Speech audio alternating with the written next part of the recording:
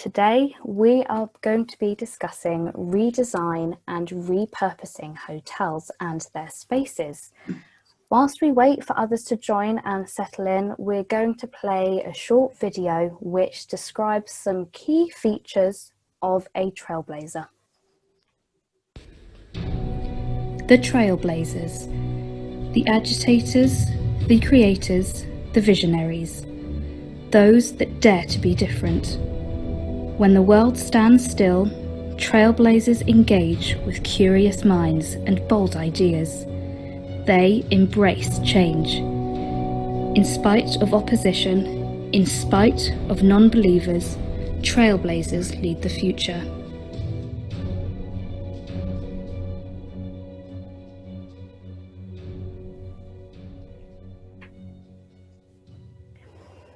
It's in the face of adversity that trailblazers are quick to respond, often with creative and innovative solutions as they gear up for the journey ahead. And 2020 has in some ways become synonymous with certain terms and phrases, with words such as pivot, adapt, even diversify, all relevant to our topic today. Plans to either renovate or reconfigure spaces has been put on fast forward, and we are going to map out what this might look like and how our physical environments are being reimagined for flexible and alternative use.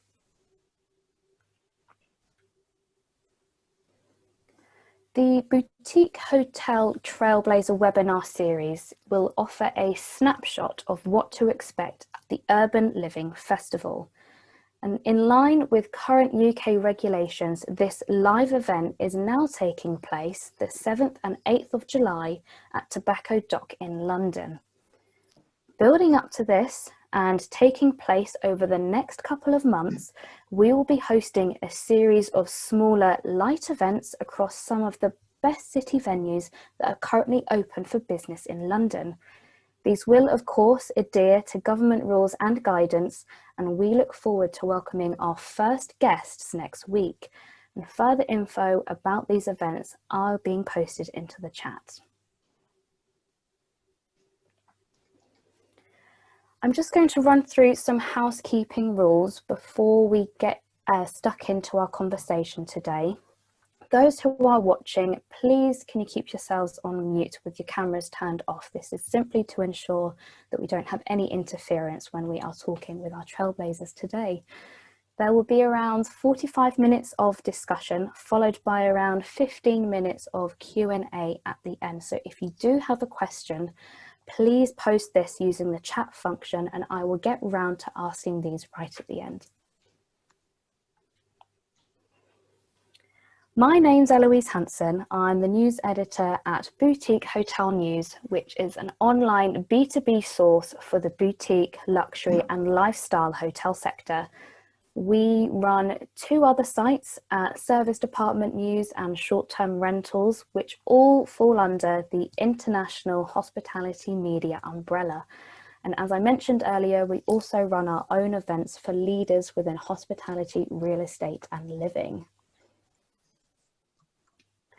I'm really excited to get this conversation underway today, and I'll ask each of our trailblazers to introduce themselves in a moment. All their LinkedIn profiles will be posted into the chat and I encourage you all to connect. But to begin with, I would like to offer some background on our topic today. So here are some headlines that my colleagues and I have published, which all relate to redesign and repurposing. And with major changes happening to our working, living and social habits, how we engage and interact with our surroundings is significantly impacted. And the work from home culture is having massive implications on where and how we do business. And as you can see on your screens there, we've got a story about Accor launching a hotel office concept, and they are one of many which have decided to do or launch a similar concept like this over the last few months. And for a long time, hotels have in a way been the unofficial home for business meetings, And it's going to be fascinating to see which other brands turn to capitalize on this trend. And in other news, we're also seeing now empty office buildings being converted into new homes, and in Scotland, even being transformed into a hotel. And we are going to explore what opportunities are presented by surplus office stocks later in our conversation. So why don't we hand it over to our trailblazers and hear what they have to say. So first of all, we're going to get everyone to introduce themselves. So Ron, would you like to go first? I'd be happy to. Thank you, Eloise, and thank you for the opportunity to be on your show today. Pleasure to be with you and my other esteemed colleagues here. I'm Ron Swidler. I'm the Chief Innovation Officer at the Gettys Group. We are a Chicago headquartered company that specializes in hotel development, hotel design, hotel branding, and procurement of furnishings and finishes. We work all over the world, from the luxury sector, working on hotels like the Peninsula Hong Kong, all the way to the mid-scale select service hotels, where we develop new brands for people like Hilton Hotels, where we last year, or earlier this year, launched a new brand we've been working on with them called Tempo. So it's a pleasure to be with you. Thank you so much, and looking forward to sharing some insights about the future. Thanks, Ron. Jacques-Olivier, would you like to go next? Yes, sure. Thank you, Eloise. Thank you for inviting me and Fauchon. So I'm Jacques-Olivier Chauvin. I'm the president and the CEO of Fauchon Hospitality. Fauchon Hospitality is been created 3 years ago at the time of the opening of our first hotel in Paris, Fauchon Hotel Paris. But Fauchon is a pretty old lady of 130 years. But she's in very good shape. She's known for 130 years for haute pâtisserie, for macarons, for chocolate, for tea, for fine food. So 5 years ago, actually, we decided to start the adventure of hospitality with the first hotel in Paris, opened in 2018. And next year, in March, we shall open our first hotel in Japan, where we've been present on the Japanese market for 50 years. So it's like a second home country, Japan, for us in a way. And we have a dozen of other hotels in the pipe, and hopefully in America as well. So looking forward to this development, which is in relationship with the theme of this webinar. Our pipeline has completely changed over the past year. This industry for us has been a new adventure, and clearly in 2020 a very challenging adventure. Yes. Thank you. And Samantha, can I hand it over to you next, please? Samantha, you're on mute. Sorry. Yeah. There we go. Thank you, Eloise, for having me. Can you hear me okay now? I can hear you now. Yes, I can. Thank you. Can you hear? I can indeed. Connection's not great here. So I'm the co-owner of Bingham. I've been running this since I was 22. I'm now 42, and we were one of the first hotels in 2006 to go into Mr. and Mrs. Smith. Over the years, we've had different things. We had a Michelin star for a few years, and we also have now a wellness center and yoga studio nearby. Yeah, and that's us. Brilliant. Thanks, Samantha. And last but not least, Paul. Good afternoon, everyone. My name is Paul Barrasford. I'm a director in Colliers International's hotel agency team. Colliers is one of the largest real estate advisors in the world. Within the UK, we handle pretty much all things property. Our hotels team has for sale at any one time around about 200 hotels. And in normal years, we probably sell around 90 per year. And those deals are a broad range of properties, hotel properties, from the owner-operated to the more sizable investment kit in major city centres. Thanks, Paul. And I'm actually going to ask my first question directly to yourself, if that's okay. Can you please give us an overview of the current state of the hotel market and how you see this evolving into 2021? Sure. Yeah. I mean, that's obviously a very big question, but I'll do my best to answer it. I mean, I think first and foremost, I get that one of the main topics of today is the repurposing side, but I think it's really important to state there's a lot of fantastic things going on with existing hotels before we think about changing the use too much on some of them. And certainly in the UK in recent months, those leisure-based hotels out by the seaside, the countryside, they're riding high off the back of a very strong summer. And certainly speaking to lots of owners, they're looking forward to next year and investing for next year. And I think that the deals that we're seeing on those types of hotels quite difficult to come by because sellers are reluctant to offload at this time for that type of hotel. But the pricing is held up very well. But if you look to the wider market, then things are changing. Within hotels agency, we tend to come at it from an overall use basis and looking at where value can be added, and very often using that as a key attribute to a sales process, rather than necessarily an owner who's looking to hold on and tweak and add to a hotel, which would probably involve more of a hold strategy and several years whilst that's paid off. Especially for sort of major build schemes, and that's where our consultancy and asset management teams would step in. But from a deal perspective, deals are still happening, but mainly with cash buyers. Certainly we're seeing that lenders at the moment still pretty reticent about new lending into the sector. They've obviously been more focused on holding the hands of existing customers. But going forward, it's challenging to say the least, and there are concerns for the triple whammy that a lot of hotels face in terms of if consumer spends drop, yield requirements increase, and more funding is more difficult to come by, then that makes it even more difficult for a hotel.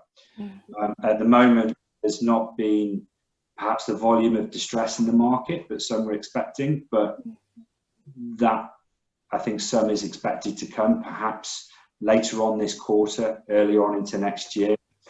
And I think it's difficult to throw a blanket over all hotels and say this is what the situation is. It's very much case by case basis.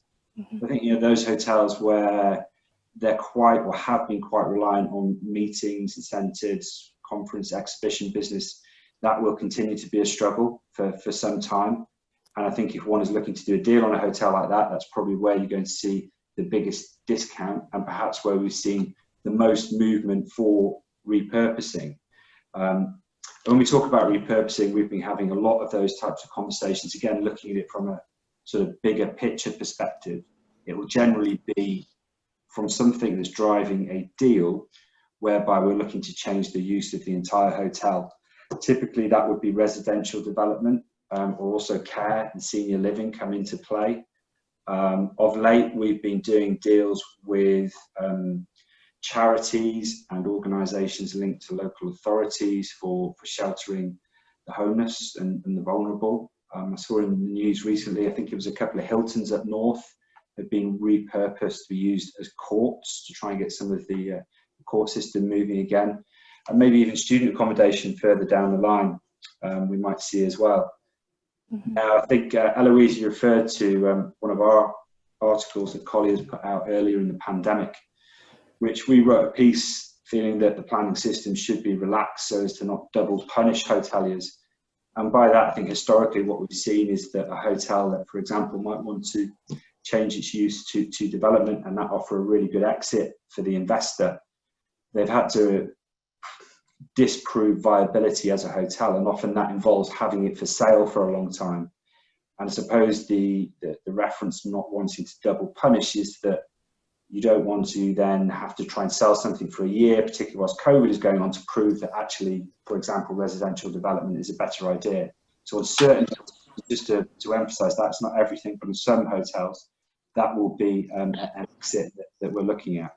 And some of those are pretty much no-brainers. You know, when you see a purpose-built hotel, the most attractive 70s, 80s building is fallen by the wayside, it's surrounded by residential, then that should be a relatively straightforward deal to do, and hopefully won't come up against too many planning objections. Noting the question about looking even further ahead, I think for that type of deal, if it's in an historic town centre, that's going to be difficult. But also casual F&B has been hit very hard, and be interesting to see how that plays out in those hotel destinations. But on the plus side, I think, Eloise, you mentioned it about certain trends have been accelerated through the pandemic.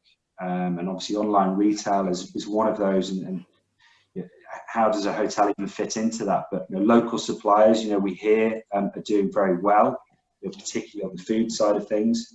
And large logistics has done extremely well during the pandemic. So maybe we'll see some of that start to filter down to a smaller scale. I think for hotels specifically, where some of the more left of field and different ideas that we hear of, hotels using ghost kitchens is one, you know, particularly with the advent of food delivery, loyalty schemes. A lot of them have continued with pretty attractive schemes to keep their clientele in even after the government support goes away. Just looking at, you know, there's still very good working space. There's always going to be demand from guests to come and stay in hotels. But I think that the bedroom stock that does stay open during this time, then for a lot of them, they do need to improve the product offering, hygiene, activity, the experience, security. You know, those are all really important watchwords from a guest experience perspective, but ultimately still being able to deliver people experience that people enjoy from hotels. I mean, some of the other things you mentioned about sort of leisure destinations doing well, and certain elements of hotels I think will change a little bit. I think spa operation is difficult, but those that have got outside space, we've seen large bars opening, screening sports events that you can't get to, but you can see it on a big screen and be socially distanced. Boot camp training, swimming lakes. I think golf is doing extremely well at the moment. That will be driving demand in some hotels, although now the weather has turned. But ultimately, there's a lot of demand out there. It's a very interesting sector, and I hope that gives you a decent overview of where we've seen the market over the last few months, and looking ahead a little bit as well. Brilliant. Thanks, Paul. And Ron, what's your take of the market at the moment? What's been your experience over the last 6 months or so? Paul covered it very well, thank you. And there are a lot of similarities to what we're seeing here in the US. I mean, money is hard to come by. Most of the hotel projects, thankfully, there still are hotel projects that are getting done. Yes, they are requiring more equity than they were before. We do see some trailblazers out there, Eloise. We see people saying, in order to get this deal done, we're going to do a combination of retail and hotel and residential and care facilities, et cetera. So we're seeing some creative uses of development and properties. We're seeing some fleeing to the brands, incidentally. The power of a brand, even the name recognition associated with a Fauchon, even there's a safety net there associated with that. So their deal flow at the large brands is still continuing to be quite positive. We're, kind of cautiously optimistic that, people who are looking for most of these hotel projects. I was out in Colorado at a resort property on a new project last week.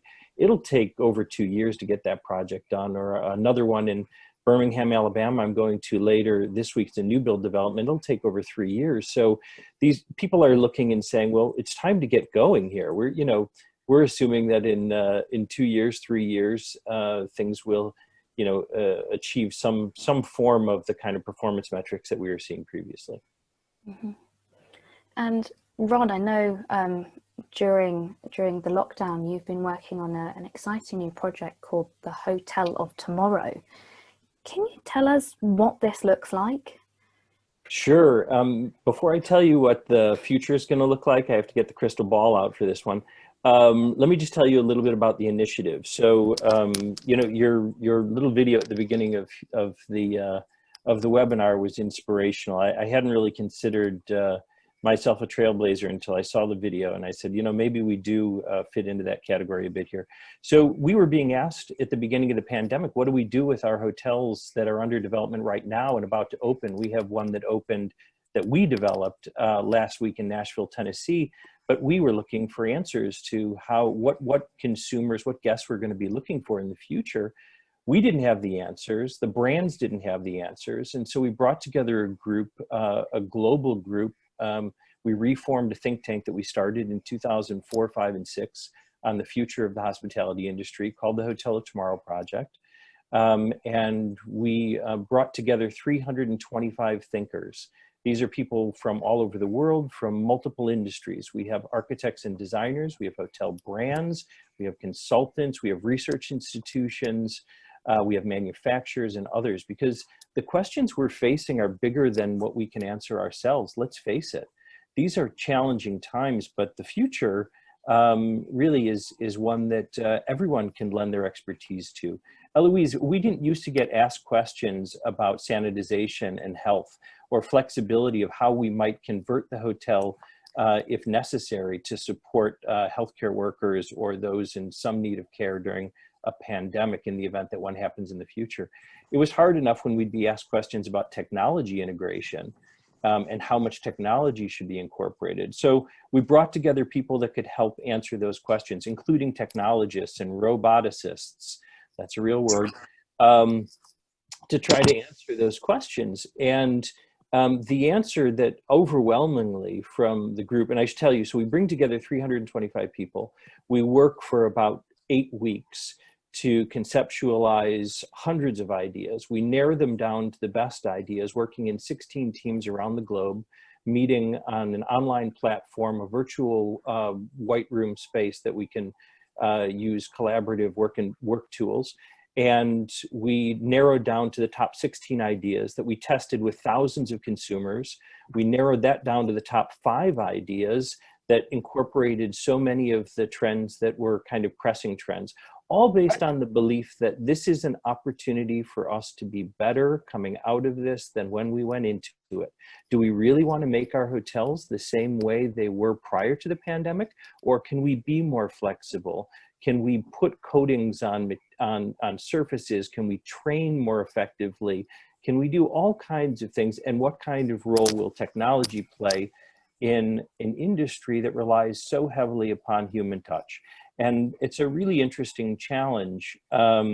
So I'll tell you that even with the thousands of articles, we created an online database that was a research library for all participants in order to keep track of everything that was underway. I will give a shout out to a good friend of mine who volunteered his platform called Battery, which is like a battery except it's 2 I's at the end instead of a Y.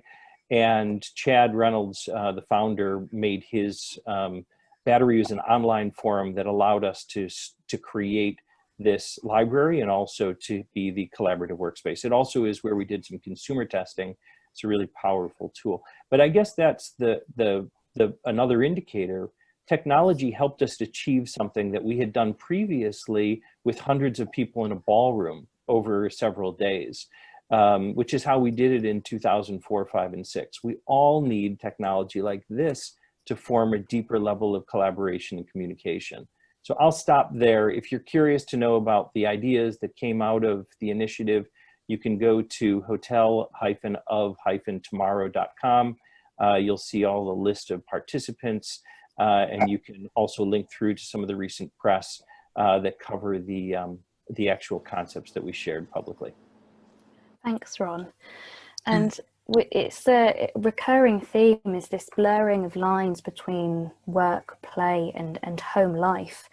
And Jacques-Olivier, when I last met you, it was just before we went into lockdown, and you were teaching me all about the Fauchon brand and how you went about designing your hotel in Paris. And how are you catering to this blurring of these 3 lines at Fauchon?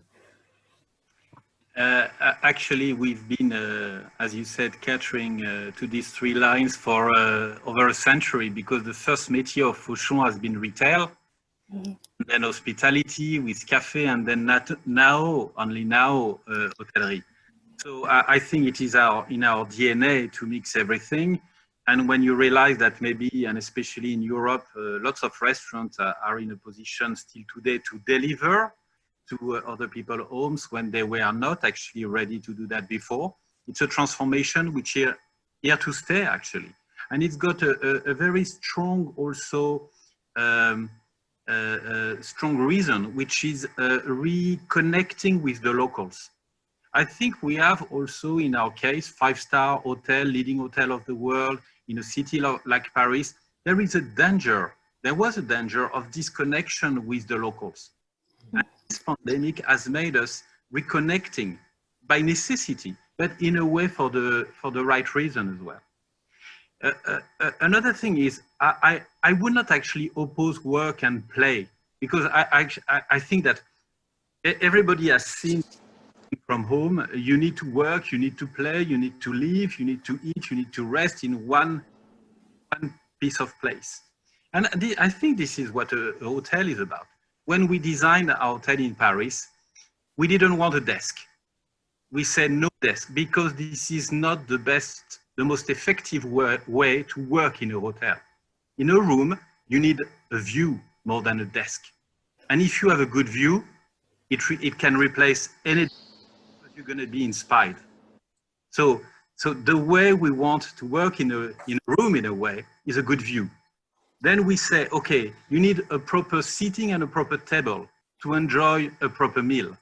So that's very basic, actually. But there are very few hotels which are based on making sure that you have a view and making sure that you have a way to enjoy your room. So there's a piece of design that we developed with Roche-Beaubois, which is a French manufacturer of furnitures, which is a cabinet, quite high one, called the Barrasford Pink, which is our color, which is like a totem in a way. And when you open it, it's like a mini Fauchon store. And everything which is in it is complimentary, is offered. Actually, it's included in the room rate. So with the pandemic, we said, ooh, it's going to be tricky, because minibar are supposedly forbidden now. What do we do? Shall we close it? Shall we remove it? And no, we said, it's even better, because everything which is inside is yours. So should you not consume everything which is inside, we shall wrap it up for you, and you will offer them to your loved ones or to your friends. So there's always, I think, because of this situation, a way to thinking a bit out of the box. Mm-hmm. Give you another example. We partner with Gibson Guitars, the American brand, to develop suites, actually duplex suites, with them in order to enjoy actually hard, strong noise and music in room. Obviously, you need to locate this kind of room very, very small. Otherwise, you may have a lot of trouble. But you know, when you are under so much pressure, listening to music loud in a hotel is almost a luxury. So it's also about releasing pressure after the end of a working day, and it is really about fun as well. So in a bit of a conclusion here, I would say that one should be careful about not reinventing for the sake of complying with the COVID situation, not in reinventing your brand. That would be wrong. I think it's more about saying, in which way can I play with my brand in order to be more fun, more real, more genuine, more generous, more maybe in line with the situation. But there is otherwise a bit of a risk to go a bit too far too quickly. So this is my little conclusion at this stage. I think Ron agreed with that. I saw a big double thumbs up there. So I love the way you're thinking. I mean, just to jump back in, you know, you're right. It's about the essence of your brand and about understanding your consumer and drawing in the best of your market. You're doing it all correctly and beautifully. So keep it up. Love it. Thank you, Ron. And let's hear from Samantha now, as an owner of a hotel who has transformed the Bingham. What can you tell us about your strategy, Samantha? Can you talk us through some of your key considerations that you went through when taking on that project? Yeah, we're can you hear me? Sorry. Yes. So we were a tiny property, only 15 bedrooms in Richmond, which is a suburb of London. We've been in the boutique market with the property since 2006. And because as a small business, we can, flux change quite quickly. The main strategy, I think we've lost, for want of a better word, because it was quite. Can you hear me? No? Can you hear me? Slightly crackly. I think it goes really quiet, and then it sounds like you're talking really quickly. Oh, okay. Carry on. Yeah. So was to engage our market more. So obviously we have leisure guests, corporate guests, but we also have the locals. So we are a local property that come in to use the bar, the restaurant. And before COVID, be like a home from home, as a lot of big boutique hotels call themselves. This was once a private house. We changed the interiors to be more comfortable, more relaxed, so that guests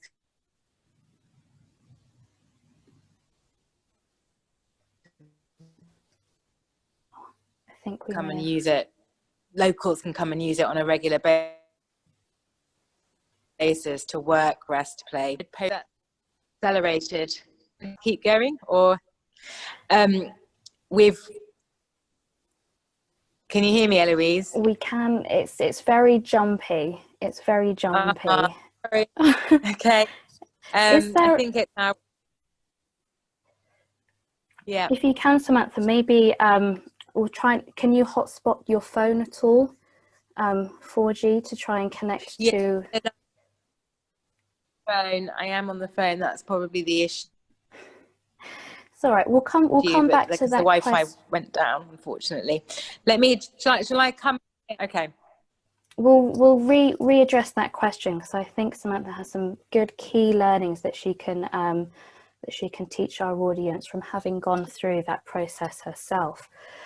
So let's move on to talk about the value of repurposing, and I'd like to hand this back over to Paul. Where is the value? What is the value, and where are now the opportunities?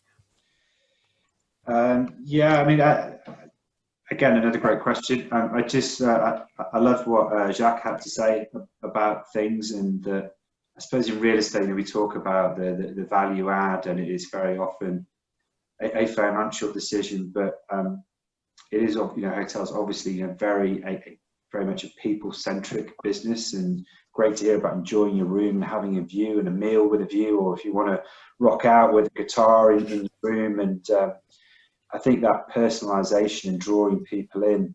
I come from a family of hoteliers. People always want to hang out in cool venues and always will do. And I'm sure we've all had very stark experiences from properties in the last few months that are basically operating under the same rules, and some are doing it much better than others, and some you want to go back to and it feels like normal, almost feels like a pre-COVID world. And I think Ron mentioned as well about coming out with a better product than you went in. I think those that do stick with their existing use, or they might pivot slightly, are going to be all the better for it come the end of it. And I think, again, we've talked about acceleration. Probably there's a bit of natural wastage that will have been sped up through COVID, with some hotels that just look, their competitors were better beforehand. The other operators are better. So COVID or not, there was always going to be a period of time where some of these hotels dropped out the system or went into new hands and something different happened. I think also as well, Jacques made another good point about all of these ideas are fantastic, but you've got to be careful about not going too far too quickly. A lot of these things might make great sense in the short term. If they're fairly cheap to put in place, then fine. But from a larger real estate value, you've got to be careful about a big investment project that's probably going to entail you then sitting on it for a number of years. And unless that adds notable value, you've got to look at the risk of doing so if you could just make an exit now. So that's also the personal decision of ownership as well. But probably the main metrics that we're asked about is, you know, what's it worth now, and from an exit strategy, what might it be worth in the future, and whether one leaves that value add on the table for a buyer, and that helps to drive a deal, or whether they look to execute it themselves. In terms of sort of wider repurposing, I think probably the starting point for any owner thinking about it is just to think about it anecdotally. You know, most hotel owners, whether it's corporate, private, whoever it might be, but we deal with a lot of owner operators, and they're very savvy as to what's going on in their local market. They'll probably have a good feel as to whether there's demand for residential development or care or senior living. And I think thereafter have a chat with an agent or a consultant to get a view on value and feasibility. I would consider the pre-application route into planning rather than just going full bore into a planning application. A pre-app is a much more cost-effective way of just trying to find out whether the scheme that you've got in mind is going to be supported by the local planning bodies, or whether it's going to be resisted. You might find you could go for something larger than you had in mind, which again is going to help increase the residual value of the project. So we would certainly say, you know, look at that in the first instance. But I think the opportunity is probably residential development is the one that we've mentioned a lot. In the last few months, we have seen the price that those parties are willing to pay probably hold up firmer than we have for those looking to operate hotels, for the obvious reasons that the dynamics involved from a residential developer's perspective are very different. They're looking at things in the long term. There's still plenty of demand for residential housing, whereas if you go and buy a hotel tomorrow in some of these, it's not going to produce a fantastic yield in the short term. Longer term, yeah, but I think even the most optimistic are probably pointing towards the end of next year before trading normality returns. So if I'm a hotel buyer today, then I probably want quite a chunky discount to make it worth my while on the basis I'm probably have to hold that asset over, you know, a very difficult period of time to be a hotelier. Mm-hmm. And I'd like to ask my next question to Ron, please.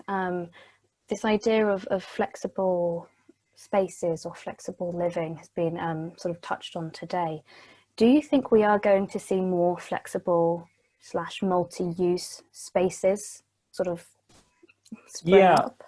I'm going to link back to something that Paul was just referring to, and Jacques as well, which is that value creation in real estate may include flexibility or multi-use, but it really centers around the idea of longer term solutions that are value enhancers. So, you know, when you can put a rooftop bar onto a hotel, or you can figure out outdoor dining in a safe way, or you can change the offerings in your guest room, as Jacques has done, to be both safe and a great pleaser to the guests.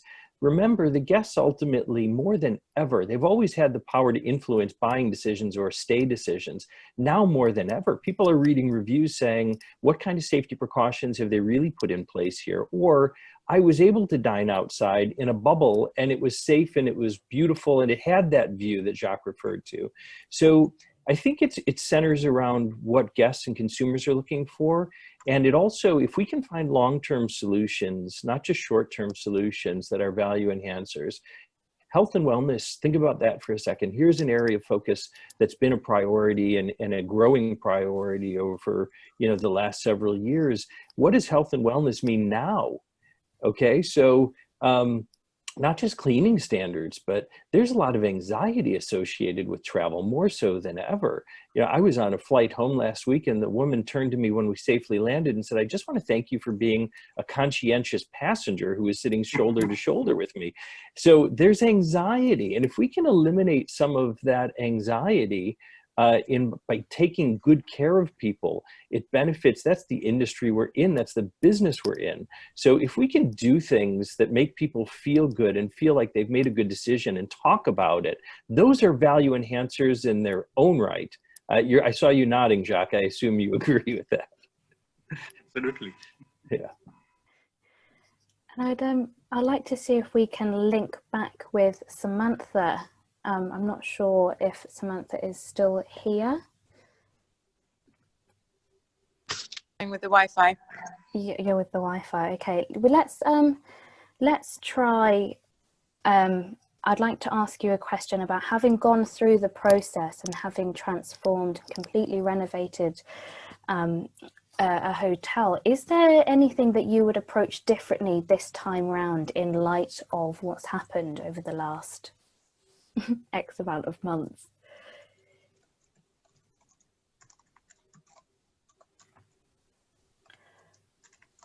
That one's for you, Samantha. I don't think anyone foresaw what that. Yeah, I'm speaking. Should we try with the camera off, as that might... Can you hear me? If you try... No, we can't do... If you try turn the camera off, and yeah, we can see if we can... That might... How's that? Yes, we can hear. We can indeed. I don't think there's anything I would have done differently from the pandemic. Oh, I think that's still a very shaky connection. From what we were doing, because we just couldn't foresee what's happened. Business. Oh, I'm so sorry. I'll just keep talking and tell me to shut up when you can't. No. Oh, sorry, Samantha. I'm so sorry that this is such a bad connection. Sorry, called me, so I'm going to log off, and then I'll give you a thumbs up if he's fixed it, and I'll come back in. Of course. Thanks, Samantha. I'm so sorry about that. So let's now then look at the new demands and the new expectations of the traveller now, and what they might expect when they turn up at a hotel. Jacques-Olivier, would you like to take this question? Yeah. Again, trying to think about the box, we were wondering what kind of metric of success, new metric of success, a boutique hotel could propose to a client. And we took the price of the room as a basis of reasoning, as a basis of reflection. Because what is a price? The rate, the room rate, so to speak, is the promise or the price, which is the counterpart of spending one night. But there are elements, there are dimensions that you can stretch, and especially during COVID, because of vacant stock, actually. One dimension is the price per hour, the rate per hour. So when you speak about early check-in, late check-out, it's just decreasing the price per hour. And that's a way to make most of your rate, to make the most of your money in a way. Another example is the price per square meter hired. Okay, you have a rate for a certain category, and now we would double upgrade you. So very, very mechanically speaking, you have a better deal in a way as well. And there is even another thing that we've done, and that could be actually something that here to last, is the price per pax, the price per person. So how would you lower the price per person? Now we have to consider that where 60% of our guests at Fauchon Paris were coming from America, from Asia, now 60% are coming from France. And the rest is Germany, is UK, etc. So for these people, it's very, very meaningful to have a price per pax. So how would you diminish the price per pax? By increasing the capacity of a room. But how would you do this properly? Is in the case of a suite, 45 square meter suite, you have two different rooms, the bedroom and the lounge. So you would transform the lounge in a real proper bedroom, not with a shitty rollaway, with a proper bed, and not necessarily for a kid, could be for a friend, could be for another couple. And then the logic behind this is to actually make your hotel staying exactly the same in terms of quality, more affordable. And that's an angle where this pandemic has actually pushed us to think, and which is quite even after a few weeks of trying, very successful actually. Mm-hmm. I've had a question come in, and I think it's quite relevant to what you've just said, Jacques, so I'm going to ask it to you. Is that how have hotels retooled to cater for a more local market, seeing as airlines and business travel has suffered, and therefore hotels catering to that business market? I think it's by bringing better value, because I think that local people are, generally speaking, are more picky. You are more picky with your local business. You in the UK, Louise, you are more picky with everything that you know around you. You know the best, you go to the best. So a Parisian guy, even in staycation, is going to be very picky, very demanding. Mm-hmm. We have to deliver more. We have to deliver more value, actually. Mm-hmm. Another, if I could weigh in for 1 second, Eloise, one of the trends that we're seeing is that people are booking much closer to the stay. I'm sure that you're seeing that as well, Jacques. It used to be that you're planning much farther in advance. If you think about that for a second, then you say, well, how do you draw the locals in? Well, they have to know that you're doing something special on a regular basis. So we can look at programming, for example, and say, well, this artist is going to be, playing in our lounge tonight, come by. And you have to have that way of communicating with your guests and your target guests effectively in real time, because as you say, Jacques, those trips from America or from Asia take much longer to plan in advance. So part of it is, I think, keeping the experience fresh and using digital marketing most effectively to make people locally aware of your offerings. Mm-hmm. And Ron, what core elements of a hotel do you think is going to receive greater attention to redesign? Could it be the lobby? Will it be the F&B space? Could it be the bedroom? Could I say everything?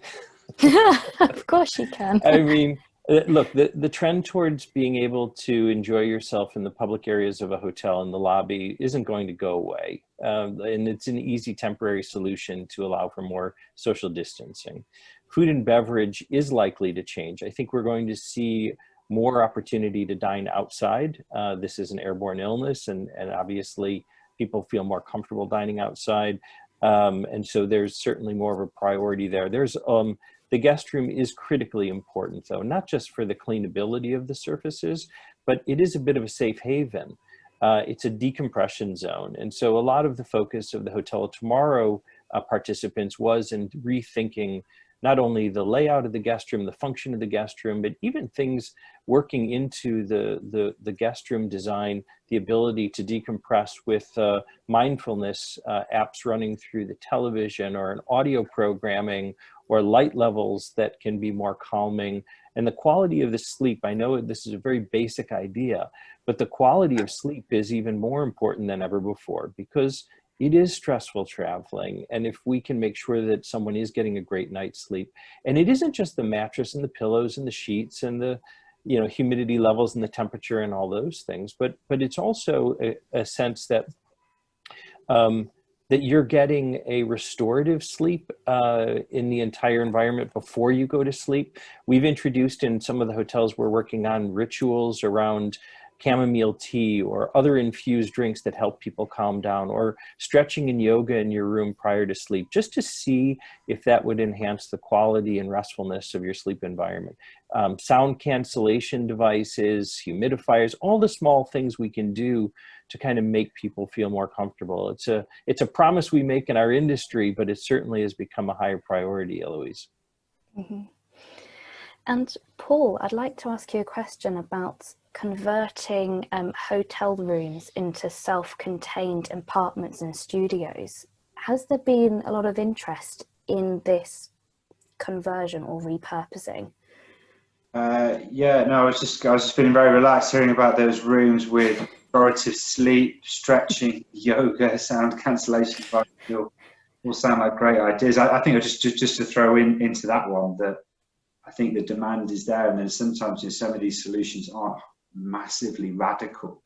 That there are plenty of people who want to spend time in hotels, and I guess to a degree it's almost making it feel as normal as possible, so it doesn't become a sort of exercise in hygiene. You've still got that core experience of having fun in a hotel that we all enjoy. So in terms of your question on serviced apartments, then I mean, some owners are looking at that, especially after a good summer, and thought, yeah, you know, that's here to stay in terms of staycation, and it probably is to a degree. I certainly know of clients who have put their foot on the gas in terms of looking to build out more self-catering properties for next year, or rushing through projects that they had in motion. And I think the demand from guests for that right now is high, as it is from investors as an asset class as well. I mean, I think again, one just has to look at the cost of conversion, and how long it's going to take to pay for itself. If you're considering a sort of massive change to serviced apartments and studios, given the cost involved, might that fit into residential? I think a lot of what I've mentioned has perhaps been about sort of repurposing the whole building, but I think on some smaller projects where, for example, a hotel might have a pre-COVID planning permission to build a big ballroom or a spa, that's probably not the thing to pursue right now. But if you can pivot and change that to maybe, you know, it is serviced apartments, particularly if you're in a strong leisure destination where it's got good levels of domestic tourism, and also the regional and domestic corporate business is going to come back pretty quickly, then yeah, if there's demand there for serviced apartments, then look at it. But I think at the moment, for a lot of hoteliers, that would be having to reach very deep into your pockets for a project when they've got other things on their mind right now. But longer term, it's being looked at, and from those looking to buy at the moment, they've probably got one eye on that in the future. But again, it comes back to the mathematical modelling, that even if you have got those deep pockets, how long before it really starts paying for itself proper? And what are your thoughts on or how do you see the branded resident market, or segment, I should say, evolving? I mean, you touched on earlier, Paul, about the repurposing more likely to residential. Do you think we're going to see a surge in branded residences? And if so, will these be in those gateway cities? Yeah, I mean, I think it's always been there. Certainly in the UK, it's been strong in London for a long time. I would say across the wider UK market, it's probably taken a bit of time to take off fully. Certainly, sorry, typical working from home, someone waves at me through the window, not forgetting I'm talking to all of you there at the same time. But yeah, taking longer to take off regionally, whereas I think in the States, where it's been so successful, is you've got multiple time zones. When you go away for business travel, you will tend to be away for longer. So it kind of has always made sense in terms of serviced apartments. Whereas in the UK, you can be up and down the whole country, there and back in one day.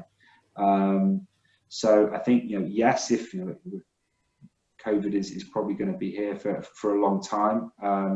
Although optimistically, I think, I keep saying, I think a lot of people want to get back to normal, and in a year's time, you know, hopefully it's starting to look like that. Are we going to see lots of main regional UK centre hotels replaced with serviced apartments? I would say lots. Some of them, yeah, I'm sure they'll look to repurpose and see what the demand is there. But it's got to be worthwhile. And again, you know, Jacques made the point that looks short term. If you can turn a suite into something that houses a family of 4 or 5 or a couple of mates together, great. And if you can do it cheaply, but I'm sure once things come back to normal and they can charge a premium for that chief executive staying in that room, then they want to do that as well. So don't lose sight of longer term, and that this won't be around forever. Mm-hmm. We've had, I'll make this my last question. I've had a final one come through. How do we see booking engines like booking.com evolving to consider how consumer practices and people would people rather book directly for cheaper deals and hotels, or would they rather take direct? Jacques-Olivier, would you like to take this question?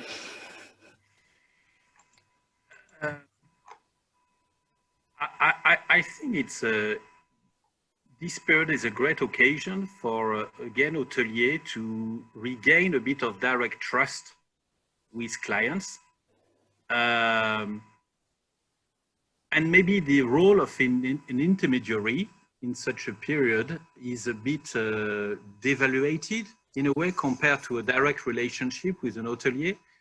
But I would put some condition to that. One condition, for example, is that you should be very clear and very sincere in the list of measures that you've put in place. You should refer to a proper label of safety and hygiene.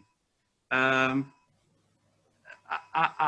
think that the other element, which is very strong and stronger than ever before, is e-reputation. I think at a time like this one, it's not about explaining who you are. It's about gathering reviews from in a professional way around what people are saying about you. What people are saying about you, the way you have actually transformed your behavior, the way you have complied with the rule, the way you have just been generous with the guest, the way you have been able to think out of the box with a new experience, without you losing your soul at the end of the day. But, okay, so e-reputation, good label, safety, be transparent and direct. I think that may not be the best of time for OTAs. And it's maybe a great opportunity for going direct for independent hotel and even for brand, actually, regaining a bit of this market share we've been losing for so many years. Mm-hmm. I've just seen Samantha write on the chat that as a small hotel that she's offering perks for loyalty direct booking. So that value add, I think consumers now are going to be looking. I'm very fascinated in that the loyalty system, or that reward scheme, and how that is going to evolve. And I do think that having spent more time at home now, consumers are going to be looking for something more.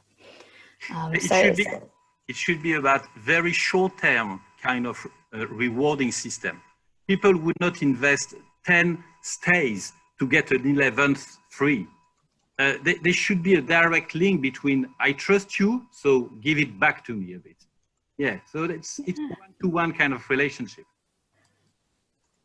Ron, were you about to? Yeah, I was just going to say. So I wrote about this in a couple months ago in a blog that I write called Trendline that you can find on our website at gettys.com.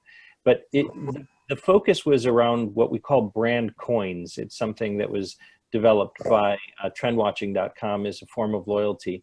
It comes out of something like what Jaguar is doing, saying our cars are surveying road conditions, and if you're willing to share the present road conditions back to us, we will reward you, not with a discount on your next Jaguar, but in discounted petrol or discounted coffee along your route, or other things that are more meaningful. To Jacques' point, how do you build brand loyalty and reward brand loyalty in a way that suits what's most important to your guest? And perhaps the loyalty programs were originally designed to accumulate airline miles or hotel stays, but perhaps smaller things that are more immediate actually are more meaningful. And just to layer on to a point that Jacques was making about the OTAs, let's face it, this is an economic crisis as well. People have been really hurt in their wallets here and their bank accounts. So finding ways to add more value to the quality of your stay, as Jacques is doing at Fauchon, as he explained, is incredibly important. And thinking about how to reduce the cost of a stay by, maybe it is the number of people in a room or the amount of time you spend in the hotel, but the value equation has an opportunity to be reevaluated and to really think about what is most meaningful in that value equation. So if the OTA's competitive advantage was discounted rooms because of the inventory they controlled and the last minute nature of those bookings and a race to the least expensive offering, hotels can take back control of those relationships, offer up a new form of value, and reward people for that loyalty, as Samantha was alluding to, by being able to take better care of your guests while they're on property. Mm-hmm. Well, thank you, Ron. And it's such a shame that we weren't able to hear from Samantha directly, though. Samantha, we will link up and we will make sure that we hear your contributions. Don't worry about that. So I'd just like to finish off now. It's bang on 3 o'clock. So I'm just going to run through some final slides before we all carry on with the rest of our day. So our next webinar in the Trailblazer series is being held in 2 weeks' time on Monday, October the 19th. And this is a one-off exclusive and will follow a unique format as we have 2 hoteliers based across city and countryside locations essentially leading the conversation themselves. So the link to register will be posted in the chat. I'd also like to draw your attention to 2 other webinars that my colleagues Paul and George are hosting next week. So on Tuesday the 13th, we have the Next in the Rockstars webinar, which is aimed at the short-term rental audience. And on Wednesday the 14th marks the Next in the Urban Living series, which is aimed at the wider hospitality, real estate and living audience. And again, the links to register will both be posted into the chat.